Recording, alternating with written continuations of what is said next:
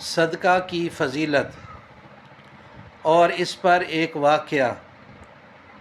قال النبی صلی اللہ علیہ وسلم بادروا بالصدقہ فإن البلاء لا يتخطى۔ آپ صلی اللہ علیہ وسلم نے ارشاد فرمایا کہ تم صدقہ و خیرات دینے میں جلدی کرو، کیونکہ بلا اور مصیبت صدقہ اور خیرات سے تجاوز نہیں کر سکتی۔ اس پر میں آپ حضرات کو ایک واقعہ سنانا چاہتا ہوں۔ حدیث مبارکہ میں آتا ہے کہ ایک عورت کھانا کھانے کے لیے بیٹھی ہی تھی کہ ایک بھکاری نے صدا لگائی کہ اللہ کے نیک بندو، میں بھوکا ہوں، مجھے کھانا دو۔ تو اس عورت نے کھانے کے چند لقمے اٹھا کر اس صدا لگانے والے فقیر کی مدد کر دی۔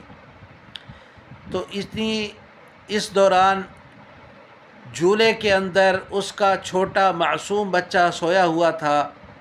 وہ کسی کام میں مصروف کیا ہوئی کہ اچانک سے ایک بھیڑیا آیا اور اس کے چھوٹے معصوم بچے کو کپڑے سمیت منہ میں اٹھایا اور دوڑ لگا دی۔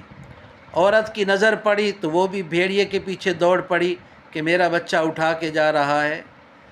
بھیڑیا آگے بھاگا جا رہا ہے، عورت پیچھے چیختی چلاتی دوڑی جا رہی ہے۔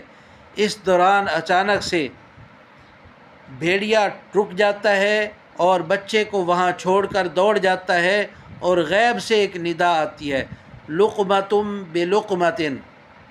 کیا مطلب کہ تم نے ہماری راہ میں ایک لقمہ کھانے کا دیا تھا، تو یہ بھی بھیڑیے کا ایک لقمہ تھا، تو اس لقمے کے بدلے ہم نے یہ لقمہ تمہیں لٹا دیا۔